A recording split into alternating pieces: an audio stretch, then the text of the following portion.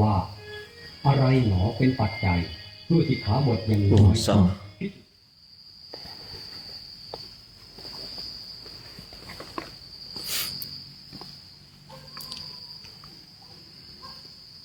ในช่วงนี้อากาศก็ผมจะเริ่มหนาวแล้วเนี่ยในลมหนาวไม่เยือนแต่หนาวสมัยนี้ไม่น่ากลัวเหมือนกับสมัยก่อนสมัยนี้นี่มีหมวกมีเสื้อกันหนาวมีผ้าคลุมไหล่พูดง่ายๆว่ามีเครื่องกันหนาวนี่มากเหลือเกินมีถุงมือถุงเท้าเยอะไปหมดเลย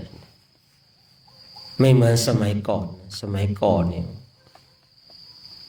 มีแต่ผ้าสังฆาติจริงๆนะสมัยก่อนนะผ้าสังฆาติมีประโยชน์นะรายญาติแต่ในปัจจุบันนี้ก็ไปพาดอย่างเดียวนะไว้ประดับอย่างเดียวนะผ้าสังฆาติในยุคปัจจุบันนะเครื่องกันหนาวในยุคปัจจุบันนี้เยอะนะเสื้อกันหนาวถุงมือถุงเท้าหมวกเนี่ยนะเลยไม่น่ากลัวเหมือนกับสมัยก่อนนี่ความหนาวนี่มาเบียดเบียนนะทำให้ในบางรูปเนี่ยที่ไม่ชอบความหนาวนี่ก็ทุกข์ใจกับความหนาวแต่ในยุคปัจจุบันนี่มันสบายเนาะอย่างเราท่านทั้งหลายเองเนี่ยมีหมวกมีเสื้อถุงมือถุงเท้าถ้าในบางคนนี่ธาตุไฟในกายมันอ่อนเนี่ยเราก็ต้องมาใส่เสื้อใส่หมวกกันนี่ก็ตั้งจิตให้ถูกใส่เสื้อใส่หมวกเนี่ยเพื่อประพฤติพรหมจรรย์เพื่อการเจริญจิตตภาวนาไม่ได้ใส่เพื่อให้มันเท่ให้มันเก๋ให้เราใส่เพื่อให้มันอนุเคราะห์ต่อการประพฤติพรหมจรรย์ของเราฉะนั้นเราท่านทั้งหลายนี่ก็ทุกๆวันนะคือความพร้อมเพรียงนี่เป็นสิ่งสำคัญคือกฎระเบียบของเราก็ไม่ได้มีอะไรมากมายที่ก็ต้องเข้าสู่ที่ประชุมนี่ก็ให้พร้อมเพรียงกันเลิกประชุมก็พร้อมเพรียงกันเลิกเราได้ศึกษาเนี่ยอปาริหานิยธรรม7ประการศึกษาธรรมมาแล้วต้องนำมาปฏิบัติเนี่ยรู้ในสัญญาอย่างเดียวไม่ได้นะเราต้องรู้ในปัญญาด้วยก็ให้เกิดปัญญาด้วยฉะนั้นในแต่ละวัน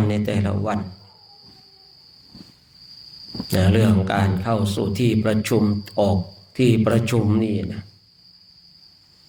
เราก็ต้องมาใส่ใจเพราะว่าในเราก็เข้ามาสู้ในการจาริกธุดงค์แหละเนาะก็มาร่วมด้วยช่วยกันมาสร้างสรรค์สิ่งที่ดีงามเนี่ยไม่หลบไม่อู้ก็สู้ไม่ไหวนี่ต้องหยุดไว้ก่อนเนาะของเรานี่มันต้องไม่หลบไม่อู้ฉันจะสู้ต่อไปนะคำว่าไม่หลบไม่อู้ก็สู้ไม่ไหวนี่ต้องเอาไว้ก่อนของเราไม่มีการหลบไม่มีการอู้เราพร้อมที่จะสู้ต่อไปถ้าเราหลบเราอู้ก็ไปสู้ที่อื่นถ้าเราจะหลบจะอู้นะต้องไปสู้ที่อื่นของเรานี่มันต้องไม่หลบไม่อู้ก็ต้องสู้ต่อไปนะถ้าจะหลบจะอู้ก็ต้องไปสู้ที่อื่นคือผมเองก็ประมาณนี้นะคือพูดอะไรก็พูดตรงๆนะให้เข้าใจกันง่ายๆนะไม่มีลีลาอะไรมากผมไม่ใช่นักพูดนักแสดงอะไรฉะนั้นท่านทั้งหลายนะ ต้องเป็นบุคคลที่มีความกระตือรือร้นขนขวายนะเตือนตัวเองเนาะฉะนั้นในเช้าวันนี้เดี๋ยวก็จะได้ร่วมกันทำวัดสวดมนต์นะฉะนั้นในเราท่านทั้งหลายคุกเข่าพนมมือขึ้นเนาะแต่เช้านี้จะไม่แปรเนาะซ้อมมนต์กันบ้างนะ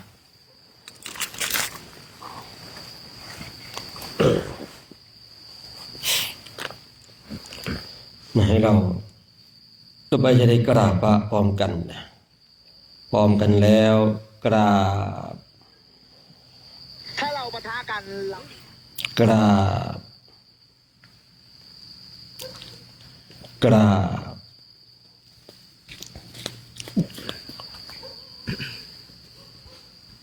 โยโสภะคะวาอะระหังสัมมาสัมพุทโธสวากขาโตเยนะภะคะวะตาธัมโมโสปฏิปันโนยะสัพพะคะวะโตสาวกสังโฆธัมมายังภะคะวันตาสัทธัมมังสัสสังฆังอิเมหิสกาเลอิยะทาลาหังอาโนปิเตหิอาภิปุชยามาสาธุโนพันเตภะคะวาสุจิราปารินิพุตโตปิ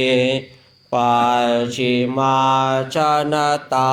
นุกัมปะมานาสาอิเมสักเลทุขตาปันนากาพระพุทธปฏิคันหาตุอัมหากังเทียคารตาหิตายาสุขายาอะระหังสัมมาสัมพุทโธภะคะวาพุทธังภะคะวันตังอะภิวาเทมิสวากขาโตภะคะวะตาธัมโมธัมมังนัมสามิสุปฏิปันโนภะคะวะโตสาวกสังโฆสังฆังนะมามิหันดามยังบุตตสาภะคะวะโตปุปภาคณมการังกะโรมะเสนะโมตัสสะภะคะวะโตอะระหะโตสัมมาสัมพุทธัสสะนะโมตัสสะภะคะวะโตอะระหะโตสัมมาสัมพุทธัสสะนะโมตัสสะภะคะวะโตอะระหะโตสัมมาสัมพุทธัสสะหันธมยังพุทธาภิทุติงกโรมะเสโยโสตถาคโตอะระหังสัมมาสัมพุทโธชาจารณะสัมปันโนสุขโตโลกาวิโทอนุตตโรปุริสธรรมสารติสัทธาเทวมนุสานังพุทโธภคะวาโยอิมังโลกังสัทเทวกาสัมมาระกังสัพพะมะกังสัสามานะปรามานิงปัจจังสัทเทวมนุสังสายังอภิญญาสัจจิกาตาวาป เทเสมังเทเสสิอาทิกัลยาณังมัชเชกัลยาณังปริโยสานกัลยาณังสัทธังสัพยัญชนะเกวราปาริปุณณปาริสุทธังพระมจาริยาปกาเสเสตามหังภวันตังอภิปุชยามิตามหังภวันตังศิรสานะมามิหันธมิยังธรรมาปิทุติงกะโรมะเสโยโสสวากขาโตภะคะวะตาธัมโมสันติทิโกอากาลิโกเอหิปัสสิโกโอปัญญญิโกปัจจตาเวทิตาโพวิโยหิตามหังธรรมาอภิปุชยามิตามหังธรรมาศิรสานะมามิหันดมยังสังฆาบิตุติงกะโรมะเสโยโสสุปฏิปันโนภะคะวะโตสาวกสังโฆโอโชปฏิปันโนภะคะวะโตสาวกสังโฆยะปฏิปันโนภะคะวะโตสาวกสังโฆสามีจิปฏิปันโนภะคะวะโตสาวกสังโฆยะทิทังจัตตาริปุริสายุคานิอัตถาปุริสปุคลาเอสะภะคะวะโตสาวกสังโฆอาหุนายโยปาหุนายโยทาขินายโยอัญชลียการณิโยอนุตตรังปุญญาเขตังโลกัสสะตามหังสังฆังอภิปุชยามิตามหังสังฆังศิรสานะมามิ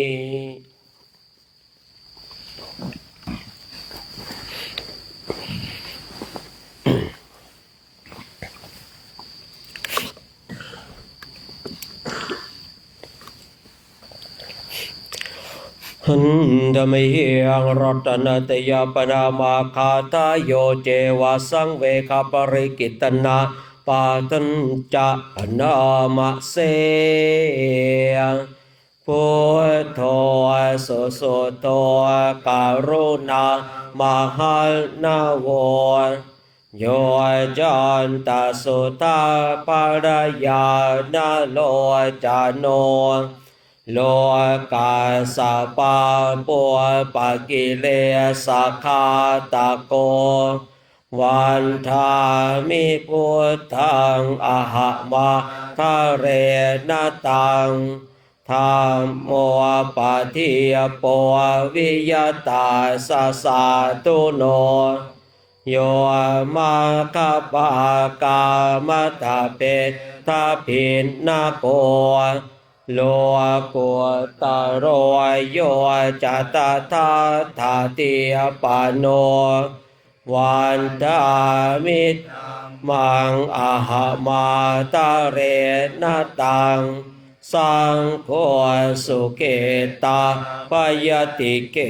ตาสัญญิโตโยติทัสสันโตสุขตานุโคทโก โลลาปะเหโนอริโยสุเมธาโสวันทามิทังอหมาทะเรนตังอิเจวะเมกะตาปิปัวจันไหยกัง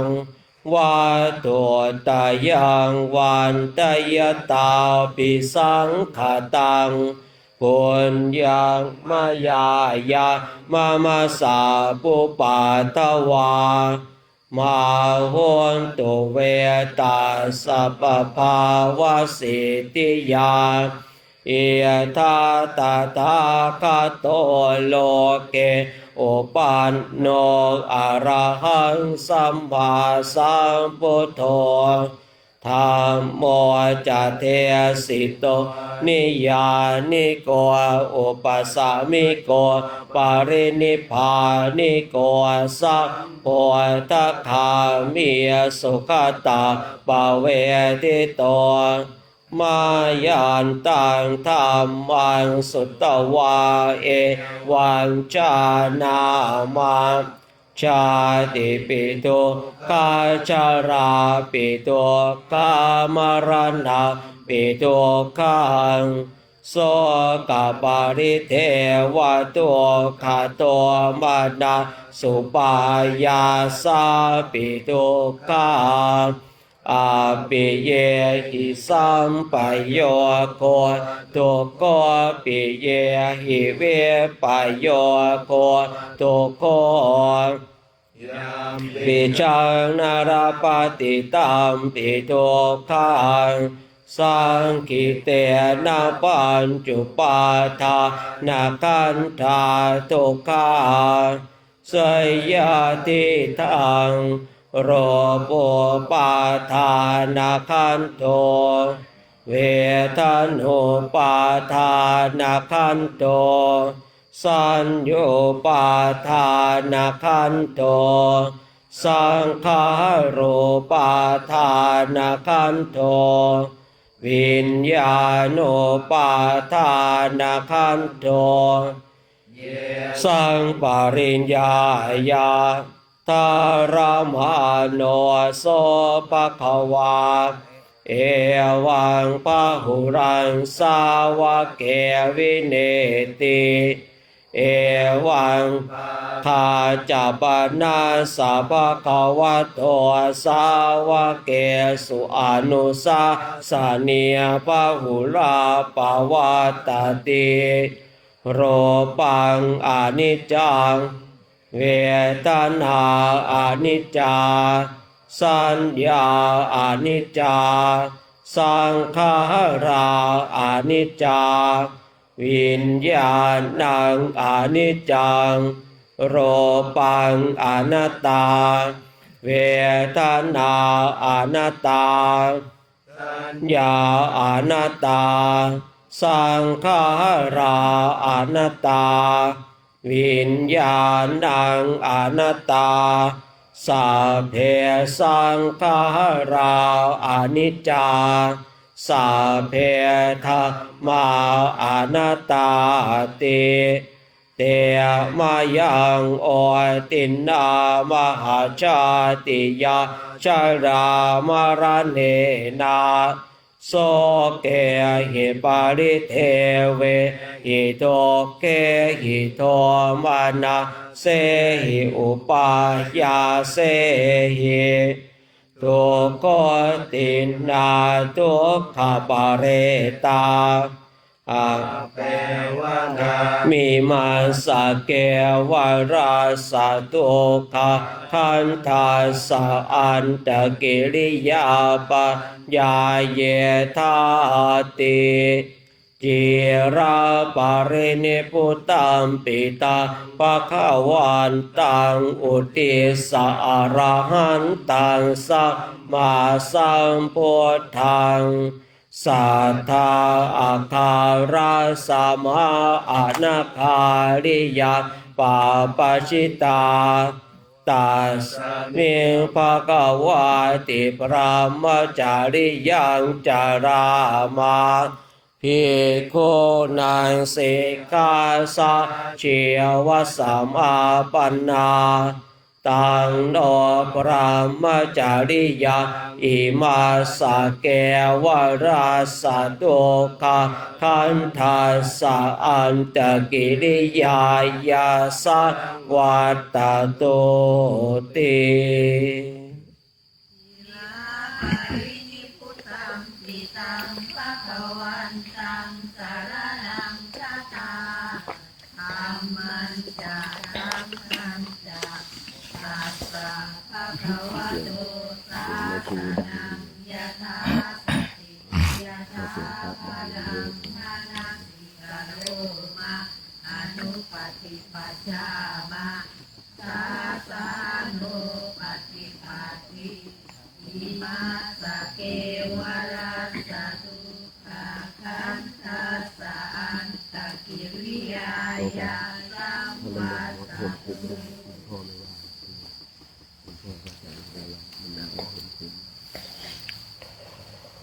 หันธรรมเยังตังคณิปัจเจเวคโนปาทังปโน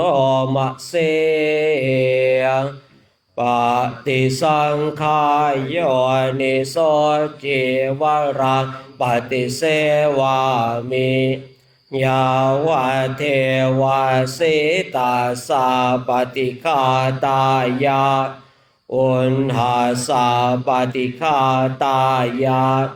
ทัสสะมะกัสสวะตาตาปะสิเรสัพพะสะภาสานังปฏิฆาตายายาวะเทวะหิริโกบินาปฏิจจทนาทังปฏิสังขายโยนิโสตปาตังปฏิเส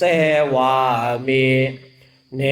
วะตวายนามัทายนามาดานายนาวิปัสสนายายาวะเทวาอิมาสกายาสติติยายาปานายาวิสุปารติยาปรามจาริยาโนกาหายาอิติปุรานันจเวทันดังปฏิหังคามินวัจจเวทันดังนาอุปาเทสามิยาตาราจาเมภเวสติอนาวาจตาจาภาสุวิหารโรจาติปฏิสังขายโยนิโสเสนาสนะปฏิเสวามิยาวะเท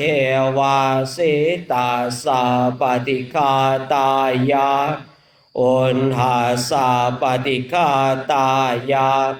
ทัสสะมะกัสสวะตาตาปะสิเรสัพพะสัมภาสานังปฏิฆาตายายาวะเทวาอุตโตปาเรสยาวิโนทานาปฏิสัลลานานามาทังปฏิสังขายโยนิโสกิลานะปัจจยาเพสะจปาริคารังปฏิเสวามิยาวะเทวาอุปันนานังเวยาภาติกานาเวทนานังปฏิฆาตายาอาปายาปาจาปารมตายาติเดี๋ยววันนี้เราสวดบทธรรมจักรกันนะธรรมจักรไม่แปลนะหน้า86หน้า86ใครไม่เคยเปิดมันไม่ทีเล่มเหลืองมันไม่ทีเล่มเหลืองนะโมตัสสะภะคะวะโตอะระหะโตสัมมาสัมพุทธัสสะนะโมตัสสะภะคะวะโต อะระหะโตสัมมาสัมพุทธัสสะนะโมตัสสะภะคะวะโตอะระหะโตสัมมาสัมพุทธัสสะพุทธังสารนังคาจามิธัมมังสารนังคาจามิสังฆังสารนังคาจามิตุติยามปิพุทธังสารนังคาจามิตุติยามปิธัมมังสารนังคาจามิตุติยามปิสังฆังสารนังคาจามิตติยามปิพุทธังสารนังคาจามิติยามปิธัมมังสารนังคาจามิตติยามปิสังฆังสารนังคาจามิเอวเมสุตังเอกังสามัยยะภะคะวาภาราณสิยาวิหารติอิสิปตะเนมิกทาเยตาตระโคภะคะวาปัญจวากิเยปิโกอามันเตสิทะเวเม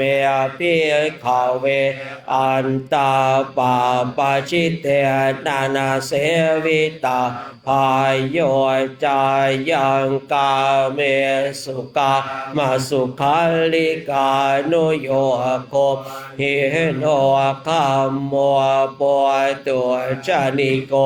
อนาลิโยอนาตสันหิโตโยจายัง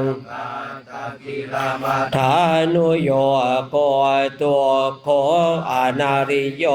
อนาตสันหิโตเอเตเตภิกขเวอุปอาเตอนุปกรรมมาชิมาปฏิปทาตถาคเตนะอภิสัมพุทธาจากกุการณียานการณียอุปสัมมายะอภิญญายะสัมโพธายะนิปานายะสังวาตติกตมาจะสาภิกขเวมาชิมาปฏิปทาตถาคเตนะอภิสัมพุทธาจากกุการณียานการณียอุปสัมมายะอภิญญายะสัมโพธายะนิพพานายะสัมวาตติอายะเมวะอริโยอาทังกิโกมาโคเสยยติทาสัมมาเทติสัมมาสังกัปปะสัมมาวาจาสัมมากัมมันโตสัมมาอาชีวะสัมมาวายาโมสัมมาติสัมมาสมาธิอาญาโคสาภิกขเวมาชิมาปฏิปทาตถาคเตนะอภิสัมพุทธาจากกุการณียานการณียอุปสัมมายะอภิญญายะสัมโพธายะนิพพานายะสัมวาตติอิทังโคปานาภิกขเวทุขังอริยสัจจังชาติปิทุขาจาราปิทุขามรณะปิทุขังโสกปาริเทวตุขัตโตมานาสุปายาสาปิทุขาอาปิเยหิสัมปายโยโคตุโคปิเยหิวิปายโยโคตุโคยามปิชังนารปฏิตัมปิตุขังสังกิเตนะปัญจุปาทานาขันธาตุขาอิทาโค โคปานาภิกขเวทุกขสมุทัยโยอริยสัจจังญายังตันหาโพนองปวิกานาทิราคสหคตาตาตระตาตราปินันทิเนียเสยยติทากามตัณหาภวตาหาวิภวตัณหาอิทาโคปานาภิกขเวทุกขานิโรโทอริยสัจจังโยตัสสะเยวตัสหายาอาเสสะวิราคานิโรโทจะโคปฏินิสัตโกโมติอานาลโยอิทังโคปานาภิกขเวทุกขานิโรธคามินิปฏิปทาอริยสัจจังอายะเมวะอริโยอะทังกิโกมาโคเสยยติทางสัมมาทิฏฐิสัมมาสังกัปปะสัมมามากัมมันโตสัมมาอาชีวะสัมมาอะยาโมสัมมาสติสัมมาสมาธิ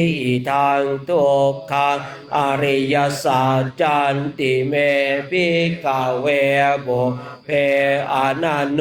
สุเตสุทาเมสุจักขุงอุทธปาทิญาณอุทธปาทิปัญญาอุทธปาทิวิชาอุทธปาทิอาโลกโกอุทธปาทิตาโคปานิทานทุกขังอริยสัจจังปาริญญายันติเมภิกขเวบุพเพอนันโนสุเตสุทาเมสุจักขุงอุทธปาทิญาณังอุทธปาทิปัญญาอุทธปาทิวิชาอุทธปาทิอาโลกโกอุทธปาทิตังโคปานิตังทุกขังอริยสัจจังปาริญญาตันติเมภิกขเวบุพเพอนันโนสุเตสุธัมเมสุจักขุงอุทธปาทิญาณังอุทธปาทิปัญญาอุทธปาทิวิชาอุทธปาทิอาโลกโกอุทธปาทิอิทังตัวขสมุทัยโยอริยสัจจันติเมภิกขเวบุพเพอนันโนสุเตสุธัมเมสุจักขุงอุทธปาทิญาณังอุทธปาทิปัญญาอุทธปาทิวิชาอุทธปาทิอาโลกโกอุทธปาทิตังโคปานิทาตัวขสมุทัยโยอริยสัจจังปะหาตาพันติเมภิกขเวบุพเพอนันโนสุเตสุทาเมสุจักขุงอุทธปาทิญาณังอุทธปาทิปัญญาอุทธปาทิวิชาอุทธปาทิอาโลกโกอุทธปาทิตังโคปานิทังตัวขสมุทัยโยอริยสัจจังปะหินันติเมภิกขเวบุพเพอนันโนสุเตสุธัมเมสุจักขุงอุทธปาทิญาณังอุทธปาทิปัญญาอุทธปาทิวิชาอุทธปาทิอาโลกโกอุทธปาทิขานิโรโทอริยสัจจันติเมภิกขเวบุพเพอนันโนสุเตสุธัมเมสุจักขุงอุทธปาทิญาณังอุทธปาทิปัญญาอุทธปาทิวิชาอุทธปาทิอาโลกโกอุทธปาทิตังโคปานิทังทุกขานิโร โทอริยสัจจังสาจิกาตาพันติเมภิกขเวบุพเพสุธัมเมสุจักขุงอุทธปปาทิญาณังอุทธปปาทิปัญญาอุทธปปาทิวิชชาอุทธปปาทิอาโลโกอุทธปปาทิโคปานิทังทุกขานิโรโธอริยสัจจังสาชิกตันติเมภิกขเวบุพเพอนันโนสุเตสุธัมเมสุจักอุทธปาทิญาณังอุทธปาทิปัญญาอุทธปาทิวิชชาอุทธปาทิอาโลโกอุทธปาทิอิทังทุกขานิโรธคามินิปฏิปทาอริยสัจจันติเมภิกขเวบุพเพอนันโนสุเตสุธัมเมสุจักขุงอุทธปาทิญาณังอุทธปาทิปัญญาอุทธปาทิวิชชาอุทธปาทิอาโลโกอุทธปาทิตังโคปานิทังทุกขานิโรธคามินิปฏิปทาอริยสัจจังภาเว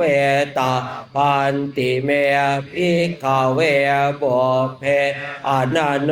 สุเตสุธัมเมสุจักขุงอุทธปาทิญาณังอุทธปาทิปัญญาอุทธปาทิวิชชาอุทธปาทิอาโลโกอุทธปาทิตาโคปานิทังทุกขานิโรธคามินิปฏิปทาอริยสัจจังภาวิตันติเมภิกขเวบุพเพอนันโนสุเตสุธัมเมสุจักขุงอุทธปาทิญาณังอุทธปาทิปัญญาอุทธปาทิวิชชาอุทธปาทิอาโลโกอุทธปาทิวันจาเมภิกขเวอิเมสุจตัวสุอริยสัจเจสุเอวันติปริวาตังทวาตาสาการังยะถาภูตาสุวิสุทธังอาหัวสิเนวตาวะหังภิกขเวสเทวะเกโลเกสมาระเกสพรหมเกสสมณพราหมณิยาปัจจายสเทวมโนสายะอนุตตรังสัมมาสัมโพธิงอภิสัมพุทโธปัญจัญญาเสียงยะโตจักโขเมภิกขเวอิเมสุจตัวสุอริยสัจเจสุเอวันติปริวัตตาทวาตาสาการังยะถาภูตาญาณทัสสนังโสวิโสทางอาโหสิอาทาหังภิกขเวสเทวะเกโลเกสมาระเกสพรหมเกสสมณพราหมณิยาปัจจายสเทวมโนสายะอนุตตรังสัมมาสัมโพธิอภิสัมพุทโธปัจจัญญาสิงญานันจะปนเมทัสสนังอุทธปาทิอภูปาเมวิมุตติอายมันติมาชาตินาติตานิปุนาภโวติธรรมโวจัปะภวาอาตมนาจาวากิยาภิกขุปะคะวะโตภาสิตาอภินันทงอิมาสมินจัปนาเวยาการณาสมิยามาเนอายาสามโตโกทัญญาสวิราชาโก วิตามรังธรรมจักขุงอุทธปาทิยังเกณฑ์ติสมุทัยธรรมวันสะพันตังนิโรธธรรมวันติปวาติเตจะปะคะวตาธรรมจักแก่อุมาเทวาสะธรรมโนสาเวสุงเอตังภะคะวตาภาราณสิยาอิสิปตันเนมิกทาเยอนุตตรังธรรมจากกังปวาติตังอปฏิวัติยังสามัญเนนวาพระมเนนวาเทเวนวามาเรนวาพระมุนาวาเกณจิวาโลกัสสมินเตภูมิมหานังเทวานัสสะทานสุตวาจาโตมหาราชิกาเทวาสะธรรมโนสาเวสุนจาโตมหาราชิกานังเทวานัสสะทานสุตวาตาวติสาเทวาธรรมนุสาเวสุงภาวติงสานังเทวานังสัตตังสุตวายามาเทวาสาธรรมโนสาเวสุงยามานะเทวานัสสะทังสุตวาตุสิตาเทวาสะธรรมโนสาเวสุงตุสิตานังเทวานังสัทธังสุตวานิมานารติเทวาสัพธรรมโนสาเวสุงนิมานารตินังเทวานังสัทธังสุตวาปารณิมิสวัสวัตติเทวาสัทธรรมโนสาเวสุงปารณิมิสวัสวัตตินังเทวานังสัทธังสุตวามาปริสัจจาเทวาสัทธรรมโนสาเวสุงพระมาปริสัจจานังเทวานังสัทธังสุตวาพระมาปโลหิตาเทวาสัทธรรมโนสาเวสุงพระมาปโลหิตานังเทวานังสัทธังสุตวามหาพระมาเทวาสาธรรมโนสาเวสุงมหาพระมานังเทวานังสัทธังสุตวาปาเรตาปาเทวาสัทธรรมโนสาเวสุงปาริตาภานังเทวานังสัทธังสุตวานาภาเทวาสัทธรรมนุสาเวสุงอัปปมานาภานังเทวานังสัทธังสุตวาอาปัสสาราเทวาสัทธรรมโนสาเวสุงอาปัสสารานังเทวานังสัทธังสุตวาปาริตสุภาเทวาสัทธรรมโนสาเวสุงปาริตสุภานังเทวานังสัทธังสุตวาอัปปมาณสุภาเทวาสัทธรรมโนสาเวสุงนาสุภานังเทวา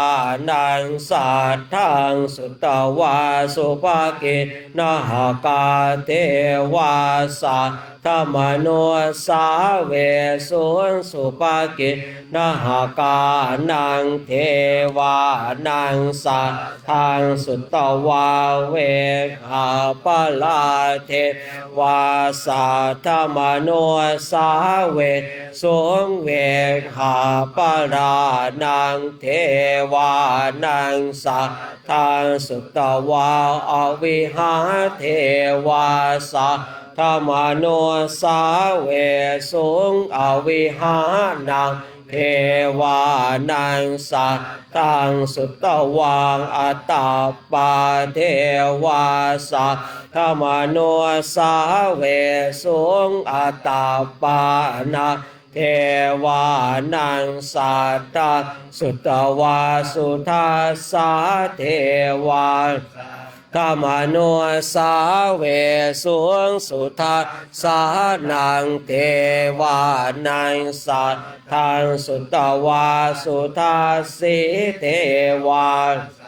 ธรรมโนสาเวสุงสุทัสสินังเทวานังสัทธังสุตตวาอาการนิทากาเทวาสัทธรรมโนสาเวสุงเอตังภะคะวะตาภาราณสิยาอิสิปตะเนมิกาทาเยอนุตตรังธรรมจักกังปวัตติตังอาปฏิวัติยังสามเณนาวาปรามเณนาวาเทมาเรนาวาพระมุนาวาเกณจิวาโลกาสมินติอิติหัตเตนะคันเนนะเตนะโมโหเตนะยาวะพระมโลโต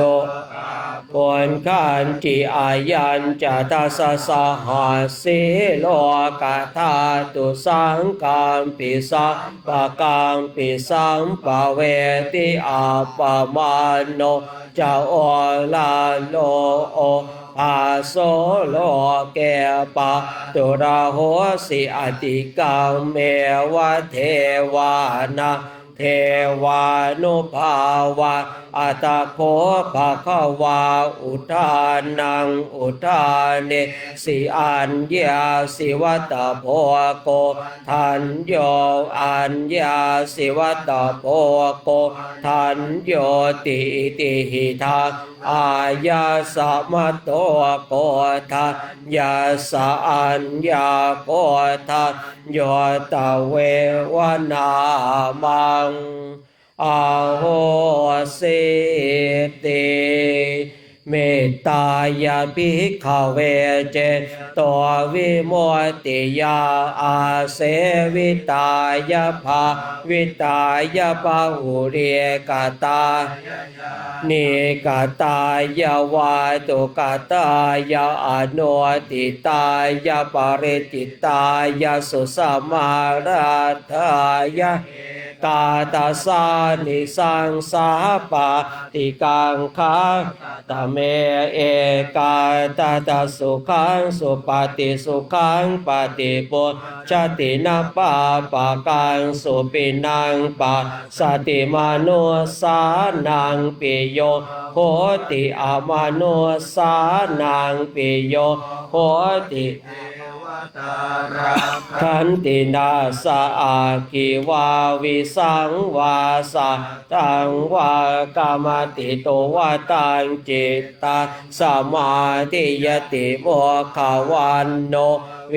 ปัสสิสติอาสัมมุลาโหกาลังกาลอนติโอตาริงอาปฏิเวชันโตพระมโลโกปะโคโหติเมตตายาภิกขเวเจโตวิโมติยาอาเสวิตายาภาวิตายาปะหุริกตา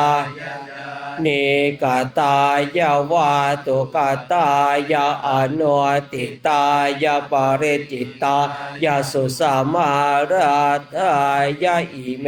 เอกาตาสานิสังสาปาติกาคาอิธรรมโว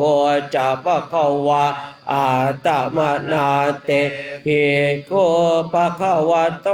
ภาสิตังอภินันตุนติหันธรรมยังปฏิทานาคาตายโยพนมเสยยาเท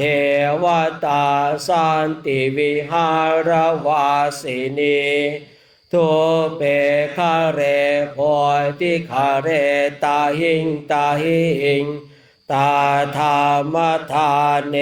นะโกชิตาโสทิงการอนเต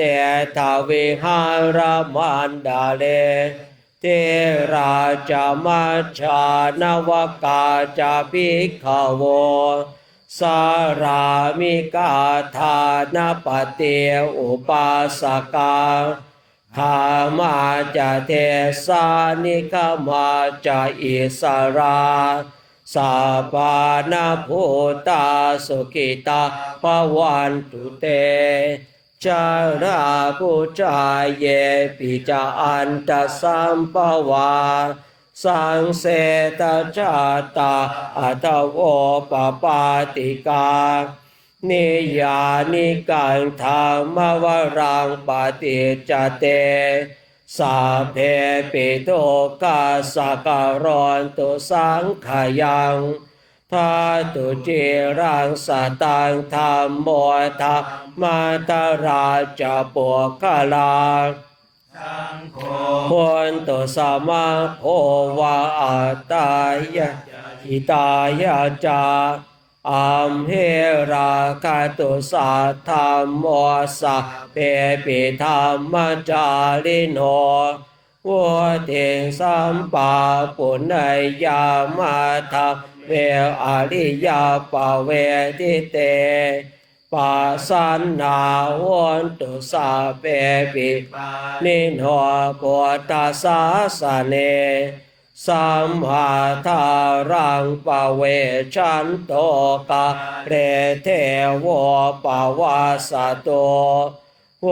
เทภาวายาสัตตานังสมิทาเนตุเมทานิง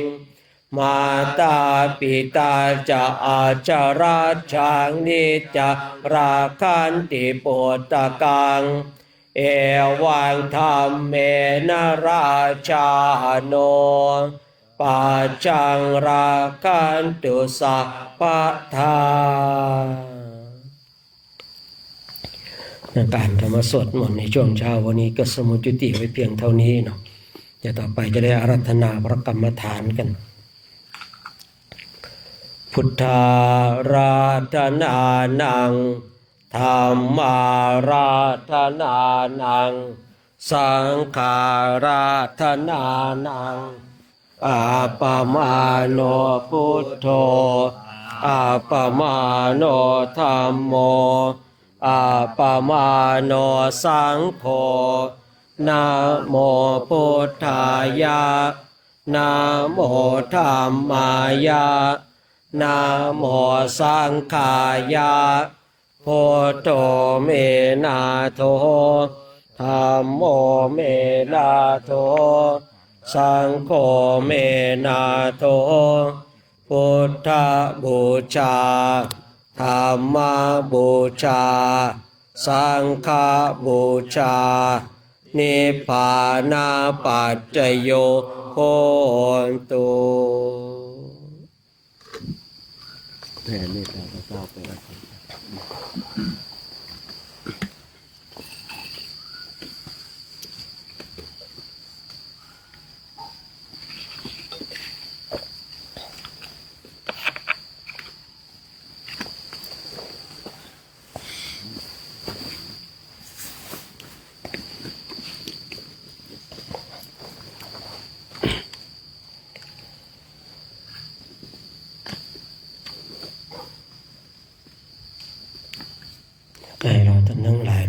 ท่านั่งของเราให้เรียบร้อย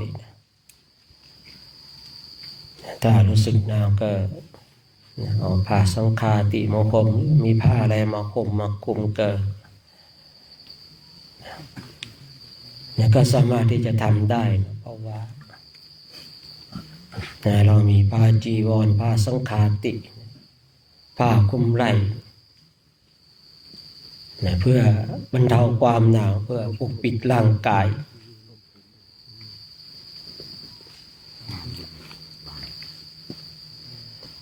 แต่ให้เหมาะกับสมณะบริโภคเช่นเราพูดง่ายๆก็ต้องพิจารณาโดยแยบคายนะว่าสิ่งที่เราทำเหมาะสมกับสมณะเช่นเรามากน้อยขนาดไหนการที่เราทำมันถูกใจเราแต่จะถูกต้องตามธรรมวินัยมากน้อยขนาดไหนเราก็ต้องพิจารณาโดยแยบคายพูดง่ายก็ดูตามความเหมาะสมดูการดูเวลาดูสถานที่สิ่งสำคัญมากเลยดูการดูเวลาดูสถานที่ยิ่งในเรื่องของสถานที่นี่เราจะต้องปรับตัวของเราให้เข้ากับสถานที่นั้นๆถ้าเราพยายามจะปรับตัวของเราให้เข้ากับสถานที่เข้ากับผู้คนมันจะสบายแต่ถ้าเราพยายามจะให้คนอื่นปรับเข้ามาหาเราจะลำบากเราไปในสถานที่ใดก็ตาม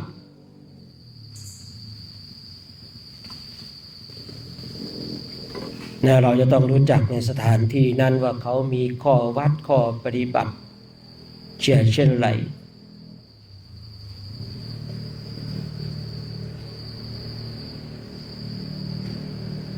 เราจะต้องปรับตัวของเรา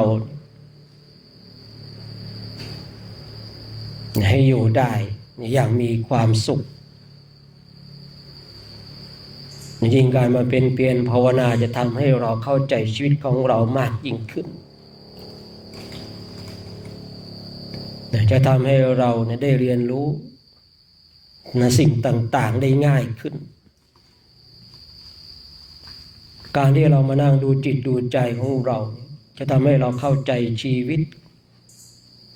เข้าใจในเรื่องของการเวลาและสถานที่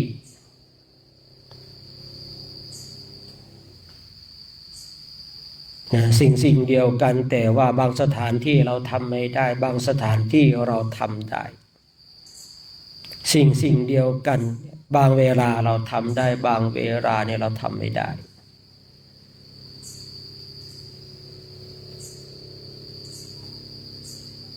ยิ่งเรามาอบรมเช่นนี้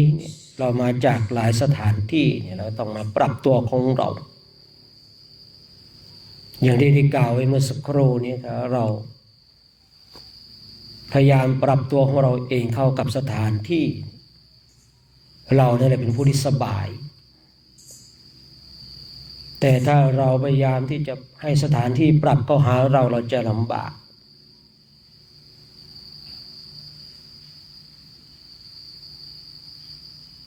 ทุกสิ่งทุกอย่างนั้นขึ้นอยู่ที่ตัวของเราแล้วก็จบอยู่ที่ตัวของเราเรื่องจะมากเรื่องจะน้อยมันอยู่ที่ตัวของเราถ้าเราทำตัวของเราให้เป็นบุคคลที่เรื่องมากเรื่องมันก็มากถ้าเราทำตัวของเราให้เป็นบุคคลที่มีเรื่องน้อยเรื่องมันก็น้อยถ้าเราทำตัวของเราให้มีเรื่องเลยมันก็ไม่มีเรื่อง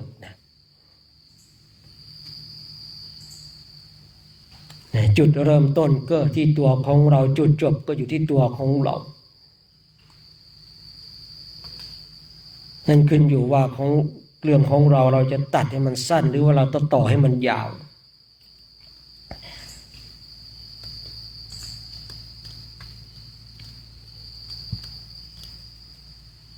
ถ้าเราตัดให้มันสั้นมันก็สบายเรื่องทั้งหลายมันก็ง่ายขึ้นท่านทั้งหลายแต่ถ้าเราต่อให้มันยาวเนี่ยเยอะไปหมดเลยผมเชื่อว่าเราท่านทั้งหลายเคยดูหนังดูละครเรื่องใดที่ผู้คนชอบเขาก็จะมีภาค2ภาค3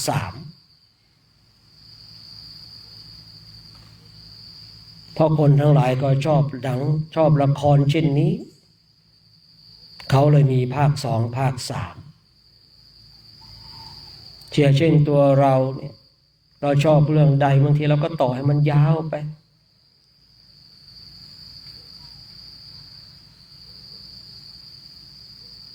เมื่อต่อให้มันยาวแล้วมากมันเรื่องมันก็มากขึ้นเมื่อเรื่องของมันมากขึ้นความฟุ้งซ่านมันก็เกิดขึ้นเมื่อความฟุ้งซ่านเกิดขึ้นสมาธิจิตก็หายไป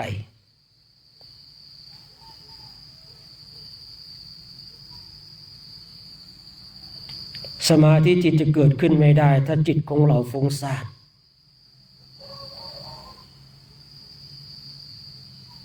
แต่จิตของเรามันฟุ้งซ่านสับสนวุ่นวายสมาธิมันก็หายไป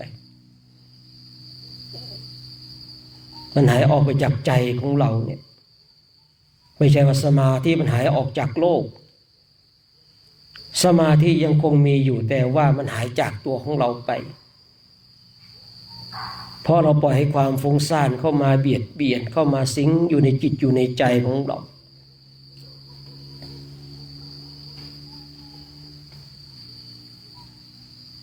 จะคุยกันง่ายๆคือเราให้จิตของเราเนี่ยมีสิ่งใดสิงไถ่ความฟุ้งซ่านสับสนวุ่นวายสิงก็มีแต่ความฟุ้งซ่านความสับสนความวุ่นวายไถ่จิตของเรามีสมาธิสิงจิตของเราก็สงบ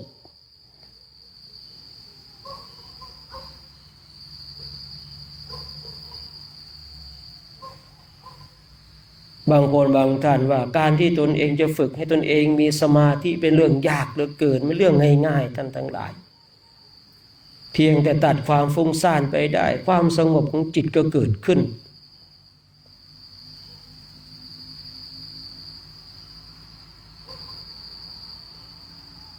บางคนที่บอกว่าแต่ยังจิตของตนเองให้สงบเนี่ยมันยากเหลือเกินที่ว่ายากเพราะไม่รู้จักการตัดความฟุ้งซ่านความสับสนความวุ่นวาย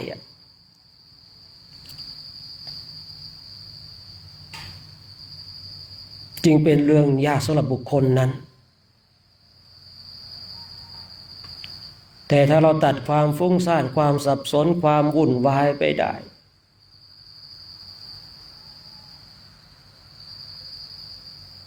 สมาธิจิตก็เกิดขึ้นเมื่อสมาธิจิตเกิดขึ้นแล้วความฟุ้งซ่านความสับสนความวุ่นวายมันก็หายไปอีกสองสิ่งนี้จะเกิดขึ้นพร้อมกันไม่ได้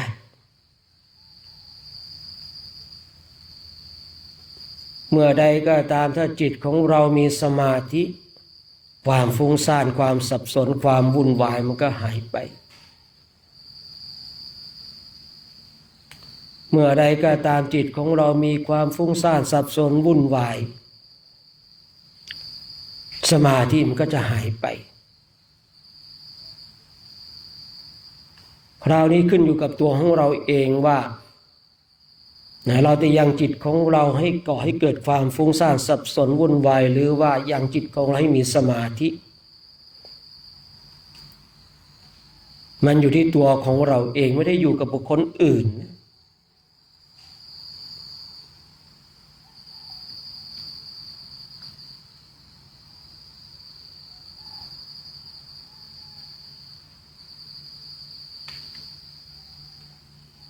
ถ้าย้อนกลับมาดูที่ตัวของเราแล้วสถานที่มันจะวุ่นวายขนาดไหนเราก็สามารถยังจิตของเราสงบได้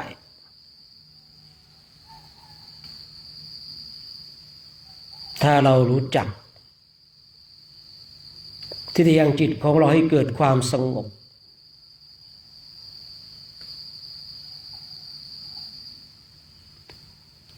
นะบางคนบางท่านนั้นฝึกฝนอบรมมาจิตยังไม่สงบเลยยังไม่รู้จักความสงบของจิตเลยฉะนั้นเราจะต้องมีอุบายคือบางคนบางท่านนั้นต้องอาศัยอุบายใจนั่งดูจิตดูใจอย่างจิตของตนให้เข้าสู่ความสงบเนี่ยบางรูปบางคนเนี่ยทำไม่ได้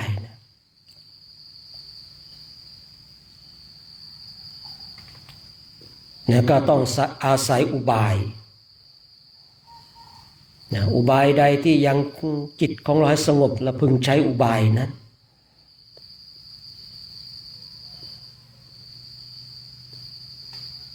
จะหายใจเข้าพุทหายใจออกโทจะหายใจเข้าท้องพองท้องยุบก็เอาไป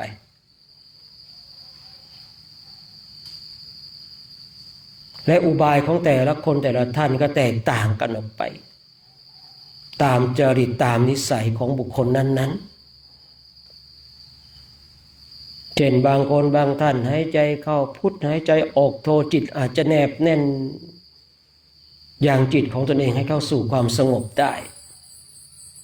แต่บางรูปบางองค์หายใจเข้าพุทหายใจออกโทมีแต่ความฟุ้งซ่านความสับสนกำหนดไม่ได้เลยจิตไม่สามารถที่จะรวมเป็นหนึ่งได้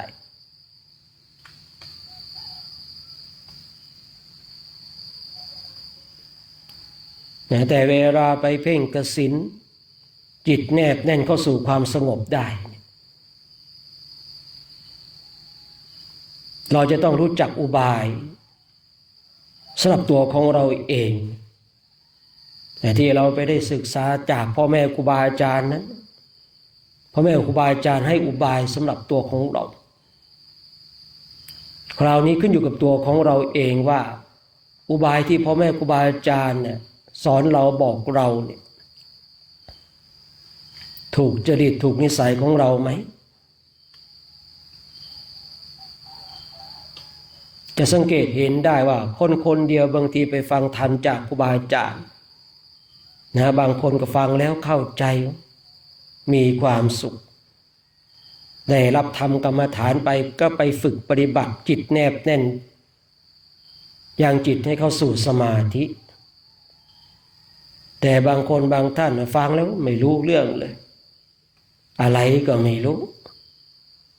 กรรมฐานแบบนี้ไม่เคยได้ยินไม่เคยได้ฟัง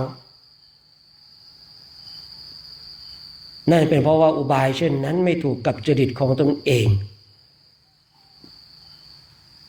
ให้เราท่านทั้งหลายพึงเข้าใจว่าทุกสิ่งทุกอย่างมันเป็นกรรมฐานหมดจะนั่งกระดิกนิ้วมือนิ้วเท้ามันก็เป็นกรรมฐานสามารถเป็นอุบายให้ยังจิตของเราสงบได้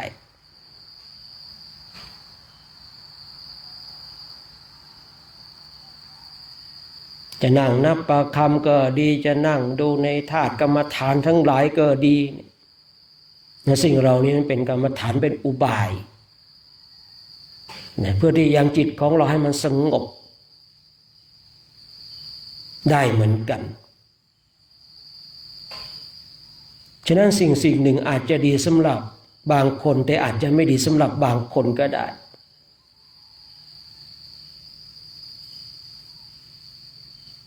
เช่นบางคนบางท่านฝึกอานาปานสติกรรมฐานดีเหลือเกินฝึกแล้วมันแนบแน่นจิตเข้าสู่ความสงบจิตมีปัญญาญาณยิ่งฝึกนี่ยิ่งเดินเข้าสู่อริยมรรคอริยผลบุคคลชิ้นนี้ก็จะบอกว่าดีเหลือเกินอานาปานสติกรรมฐานแต่บางคนบางท่านพอฝึกอานาปานสติกรรมฐานไม่ดีจิตไม่แนบแน่นเลยพอกำหนดไปกับจิตมันก็ฟุ้งซ่านสับสนวุ่นวายไปอานาปานสติกรรมฐานไม่ดีเลยผมยังกล้าพูดว่าของบางสิ่งบางอย่างมันดีสำหรับบางคนแต่บางคนนั้นไม่ดีไม่ใช่ว่าสิ่งนั้นไม่ดีนะถ้าเราศึกษาในเรื่องของจริตของนิสัยของคนเราจะเข้าใจเลยนะ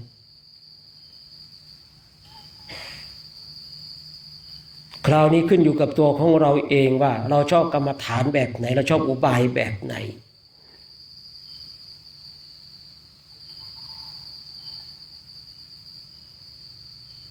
กรรมฐานบทใดกองใดทั้งในฝ่ายของสมถะหรือว่าวิปัสสนาเนี่ยมันก็จะมีอยู่สิ่งหนึ่งที่เหมาะกับจริตนิสัยของเรา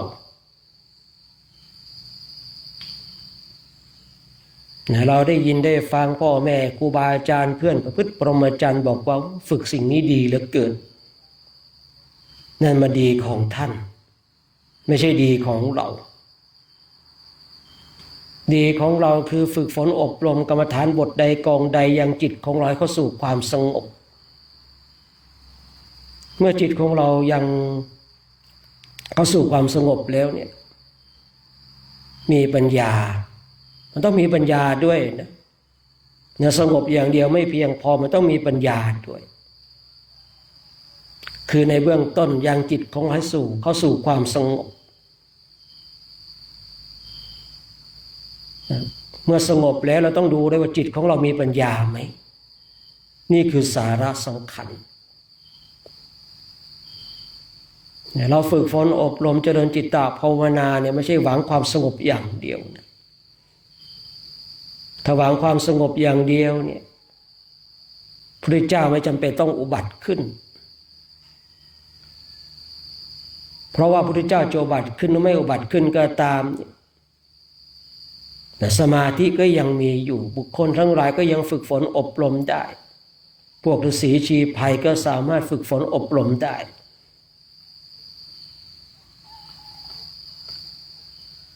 แต่ทำไมเราต้องยังจิตของให้เข้าสู่ความสงบก่อน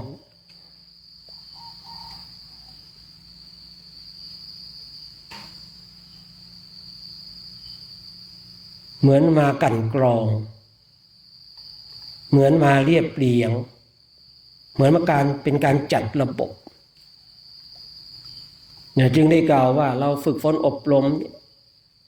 ยังจิตของเราเข้าสู่ความสงบอย่างเดียวเพียงพอไม่เพียงพอ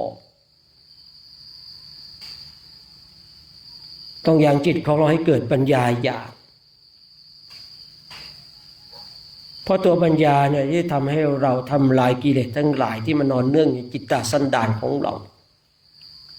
สมาธิมันทำให้เราสงบระงับจากกิเลสทั้งหลายแต่ปัญญาญาณมันทำลายเลยทำลายแบบไม่เหลือเชื้อทำลายแบบไม่เหลือต้นตอแห่งการเกิด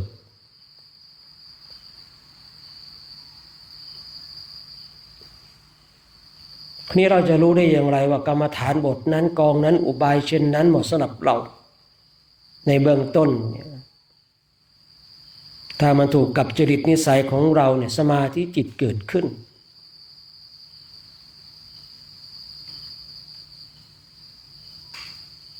เมื่อสมาธิจิตเกิดขึ้นแล้วเราลองมาก่อให้เกิดปัญญามันจะชัดเจนเวลาที่เราพิจารณาในธาตุในขันธ์มันก็ชัดเจนโดยมีกำลังของสมาธิเป็นตัวหล่อหลอมเป็นตัวช่วย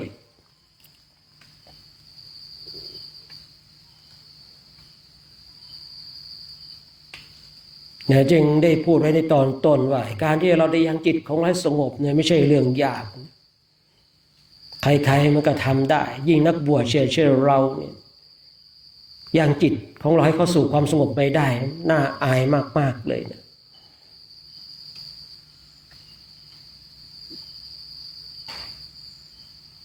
เราอย่าฝึกฝนอบรมแบบเข้าข้างกิเลสบอกว่าสมาธิไม่ใช่ตัวทำลายกิเลสถูกต้อง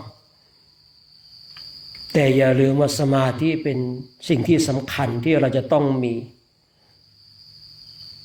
แต่อย่างไตรสิกขาเนี่ยศีลสมาธิปัญญาเนี่ย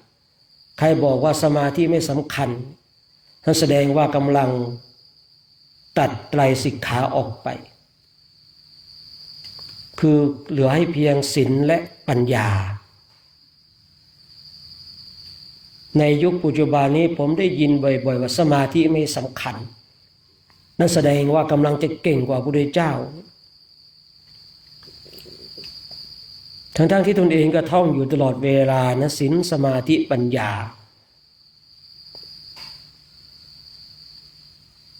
แต่เวลาเข้าสู่ภาวะการปฏิบัติแล้วบอกว่าสมาธิไม่สำคัญเราต้องเน้นตัวปัญญาแบบนี้กำลังหลงทาง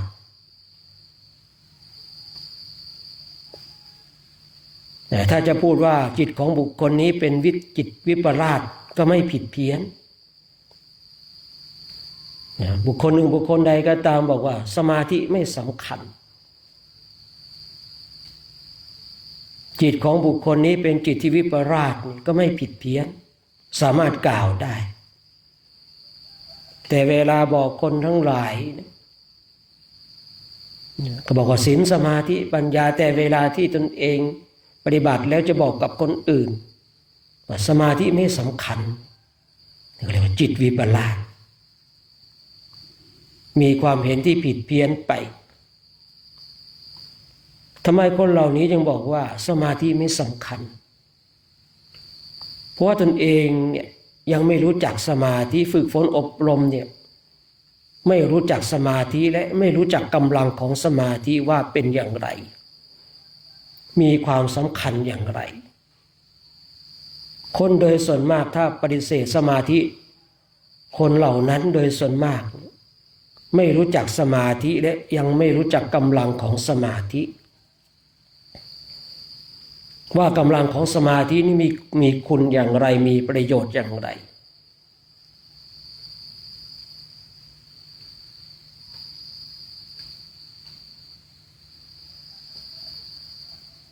ผมเองพูดบ่อยๆย้ำบ่อยๆเลยไม่มีพระอรหันต์รูปใดที่บรรลุธรรมแล้วปราศจากกำลังของสมาธินั่นขึ้นอยู่ว่าจะมีกำลังของสมาธิมากน้อยขนาดไหน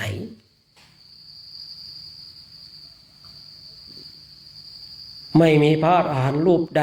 ที่ได้บรรลุธรรมแล้วปราศจากกำลังของสมาธิพระอรหันต์ทุกรูปมีกำลังของสมาธิอย่างแน่นอนจะมีมากมีน้อยเท่านั้นเอง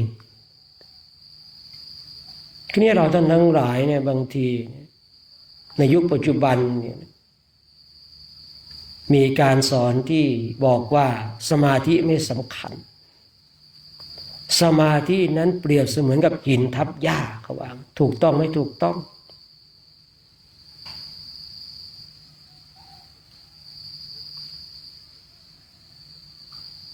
เขากล่าวไว้อย่างถูกต้องแล้ว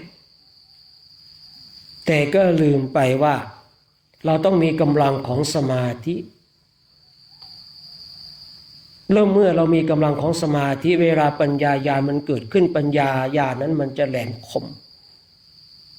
มันสามารถที่จะเข้าไปสะสางกิเลสที่มันนอนเนื่องอยู่จิตตสันดานของเราคือคนบางคนจิตมีปัญญาแต่จิตไม่มีสมาธิก็บรรลุธรรมไม่ได้นะคนบางคนเนี่ยจิตมีสมาธิแต่จิตไม่มีปัญญาก็บรรลุธรรมไม่ได้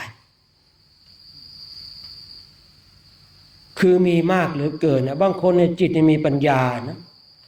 รู้หมดในอย่างเราท่านทั้งหลายเนี่ยอริยสัจสี่ทุกข์สมุทัยนิโรธมรรคมีองค์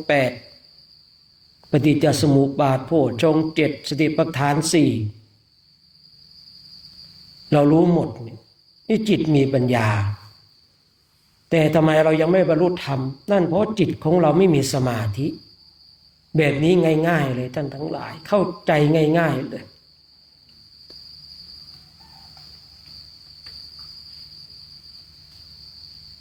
จิตของเรามีปัญญาแต่จิตของเราเนี่ยไม่มีสมาธิ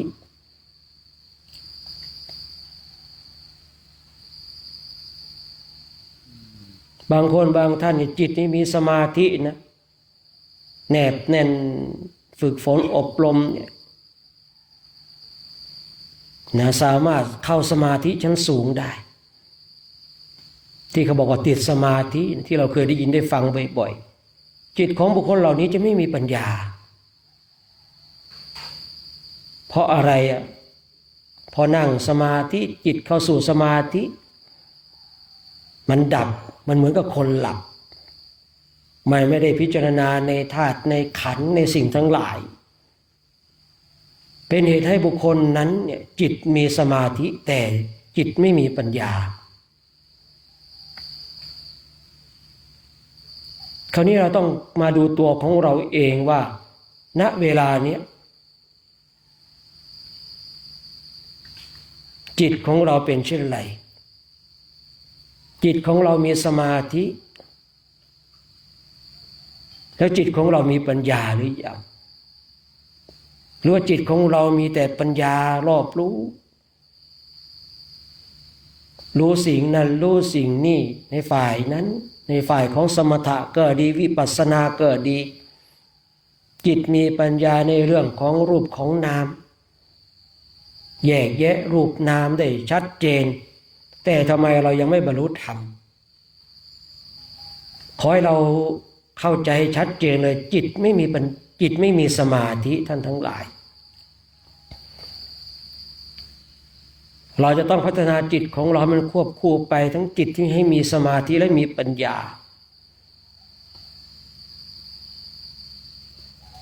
มีสมาธิอย่างเดียวไม่มีปัญญาก็บรรลุธรรมไม่ได้มีปัญญาอย่างเดียวไม่มีสมาธิก็บรรลุธรรมไม่ได้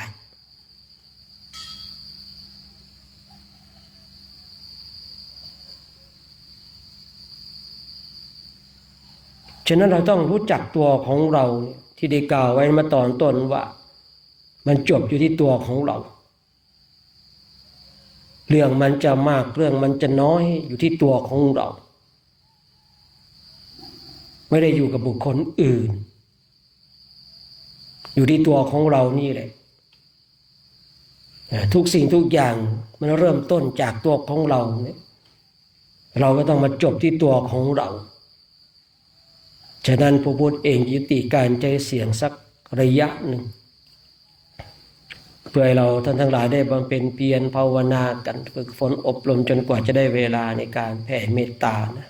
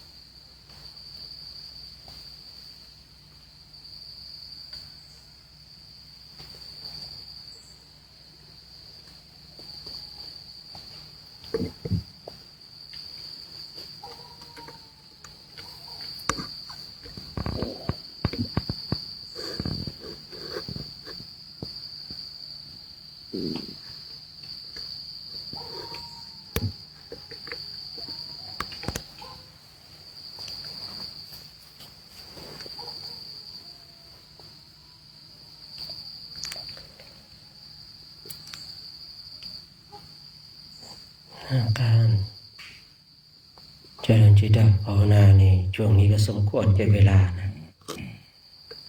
ในเราท่านทั้งหลายทำความสึกตัวพร้อมน้อมจิตน้อมใจจิตที่เป็นบุญเป็นกุศลจะได้ร่วมกันแผ่เมตตาให้กับสรรพสัตว์ทั้งหลายที่เป็นเพื่อนทุกเกิดแก่เจ็บตายของเรา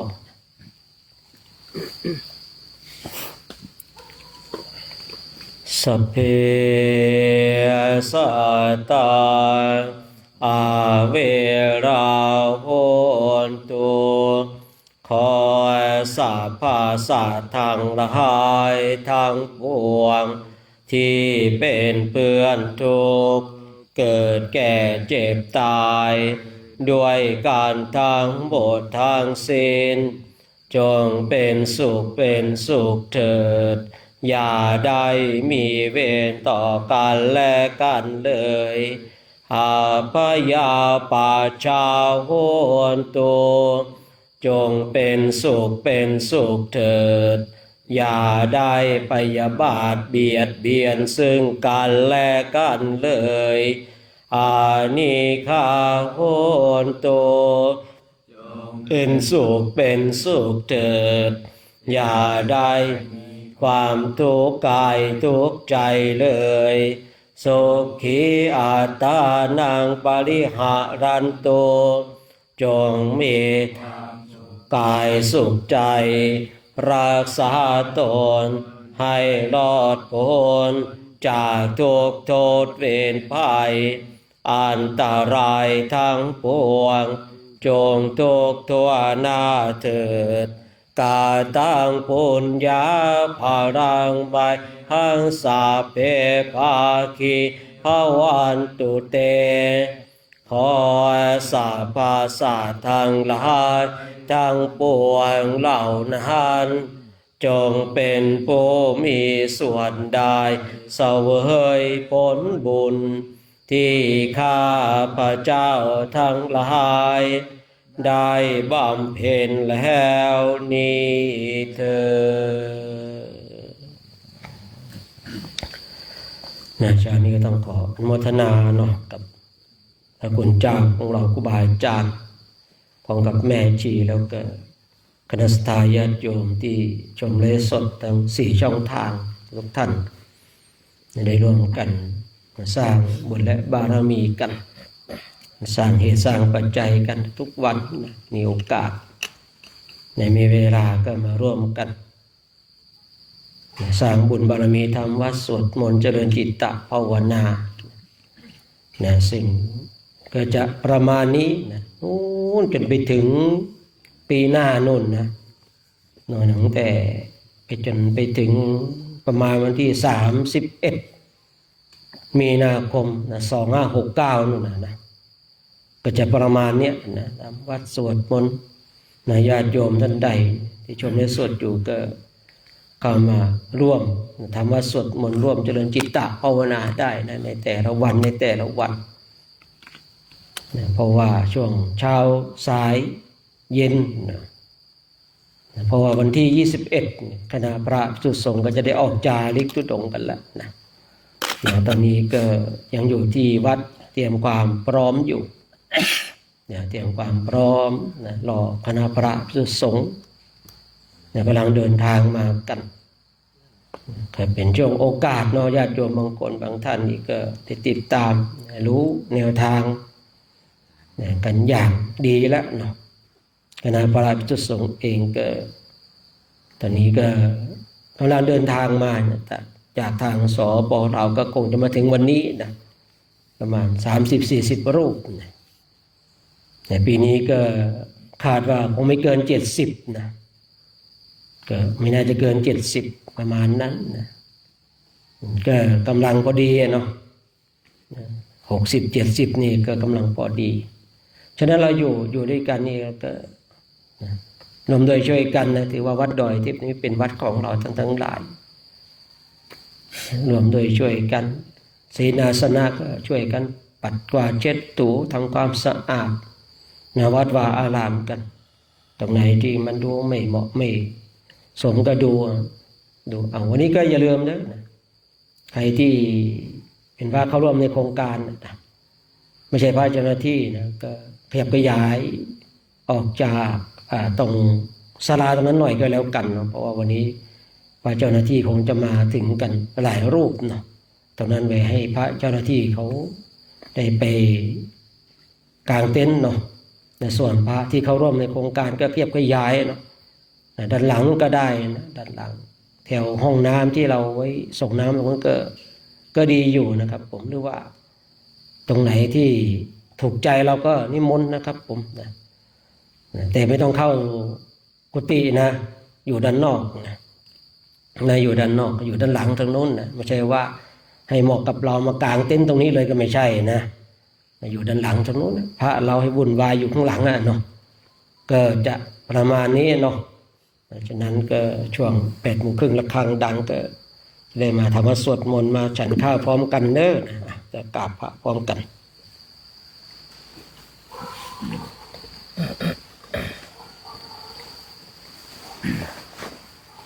จำภาษาเท่าไหร่ครับ20 ครับ 20พอดีอ๋อ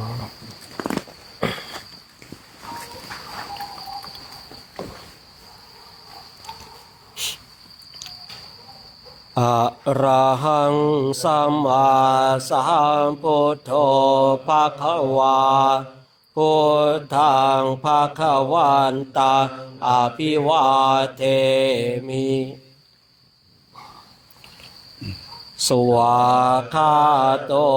ภะคะวะตาธัมโมธัมมังนัมสามิสุปฏิปันโนภะคะวะโตสาวกสังโฆสังฆังนามามิมหาตาปิโตโคนะอะหังวันทามิคุโรอุปชาอาจาริยาโคนะอะหังวันทามิน้อมจิตน้อมใจกราบคุณครูบาอาจารย์พร้อมกัน3 ครั้งนะพร้อมแล้วกราบกราบกราบ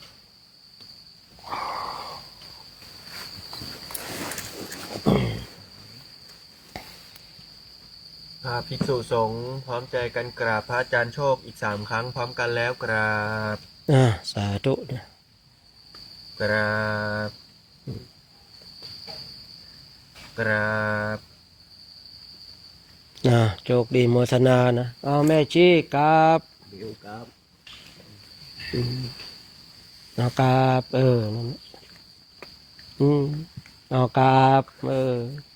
เหมือนพระเลยนะไม่พร้อมกันนะ พระก็ไม่พร้อมแม่ชีก็ไม่พร้อมเอาอยู่ด้วยกันได้นะ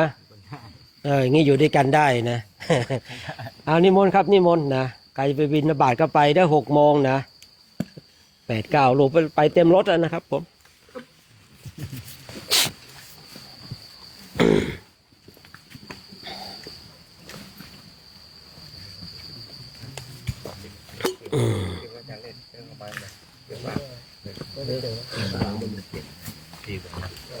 นี่วางไว้ตรงนี้ก็แล้วกันนะ